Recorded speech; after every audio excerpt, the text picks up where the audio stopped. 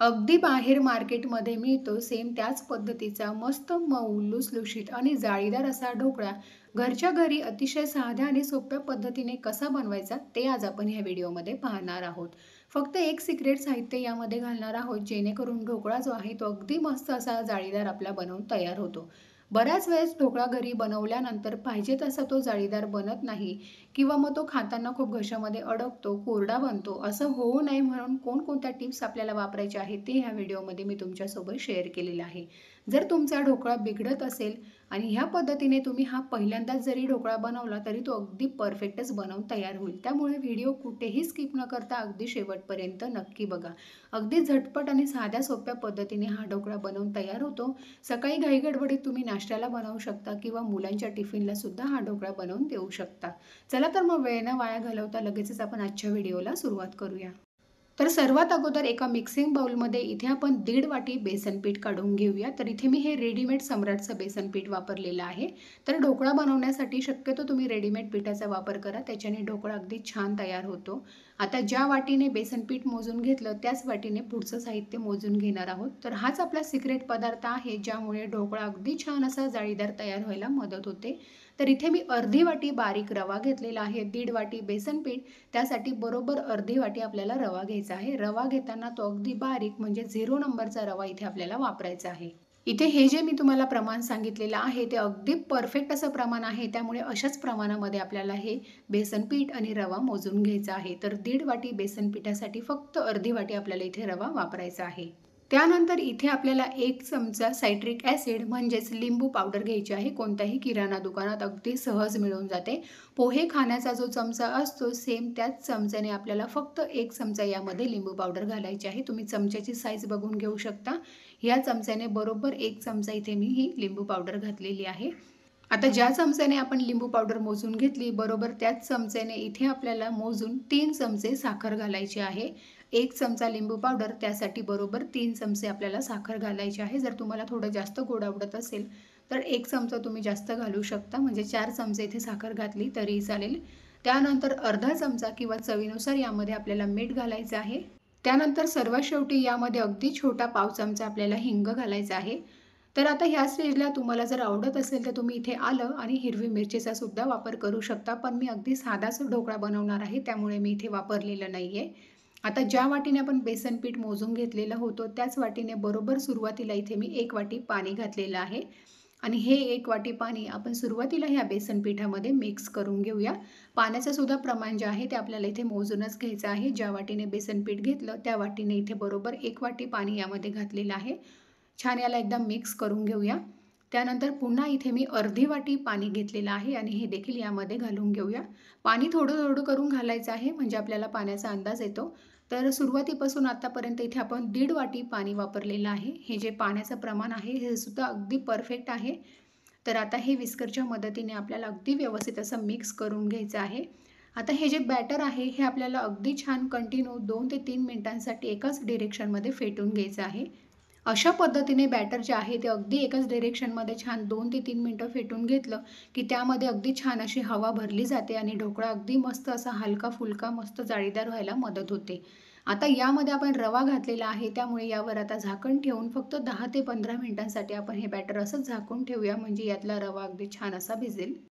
तोपर्यंत आपण ज्या भांड्यामध्ये ढोकळा सेट करणार आहोत त्याला अशा पद्धतीने थोडंसं तेल लावून घ्यायचं आहे. तर माझ्याकडे इथे एक ताट आहे. ह्या ताटामध्येच मी याला थोडंसं तेल लावून घेते. जर तुमच्याकडे केकसाठी नसेल तर त्यामध्ये सुद्धा तुम्ही हा ढोकळा शिजवून घेऊ शकता. तर अशा पद्धतीने ह्या ताटाला मी इथे तेल लावून घेतलेलं आहे. साईडला ठेवून देऊयात. आता हे जे बॅटर होतं हे फक्त 15 मिनिटांसाठी इथे मी असंच झाकून ठेवलेलं होतं. त्यानंतर यामध्ये आपल्याला घालायचं आहे तेल. तर पोहे खाण्याच्या चमच्याने बरोबर फक्त 2 चमचे आपल्याला यामध्ये तेल घालायचं आहे.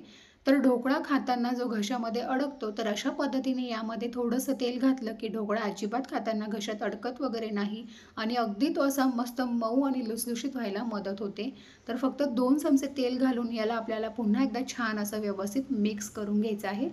तर इथे तुम्ही बॅटर पाहू शकता. बॅटरची कन्सिस्टन्सी मी तुम्हाला इथे दाखवते चमच्याने. खूप जास्त घट्टसुद्धा बॅटर आपल्याला इथे बनवायचं नाही आहे. अगदी फ्लोईंग कन्सिस्टन्सीचं हे बॅटर इथे तयार करून घेतलेलं आहे.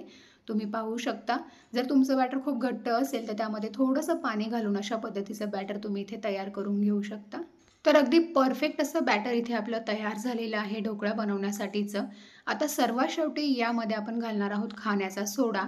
तर ज्या चमच्याने आपण साखर किंवा लिंबू पावडर मोजून घेतलेली होती, सेम त्याच चमच्याने इथे मी अर्धा चमचा हा खाण्याचा सोडा घातलेला आहे. आता यावर फक्त 2 चमचे आपल्याला पाणी घालायचं आहे आणि हा सोडा या बॅटरमध्ये व्यवस्थित असा मिक्स करून घ्यायचा आहे. फक्त सोडा घेताना एक काळजी घ्यायची आहे, की तो अगदी ताजा आणि फ्रेश सोडा इथे आपल्याला वापरायचा आहे. खूप दिवसांचा किंवा जुना सोडा असेल तर मग बॅटर पाहिजे तसं ते फुलत नाही. तर हे तुम्ही इथे आता पाहू शकता बॅटर जे आहे ते अगदी मस्त फ्लफी किंवा छान असं फुललेलं आहे आपलं. आता लगेच आपण हे ताटामध्ये ओतून घेऊया. पण त्यापूर्वी इथे गॅसवर कढईमध्ये पाणी गरम करायला ठेवलं होतं. त्यामध्ये एक रिंग ठेवलेली आहे. त्यावर आपल्याला ताट ठेवायचं आहे आणि हे सर्व बॅटर आता आपण ह्या ताटामध्ये ओतून घेऊया.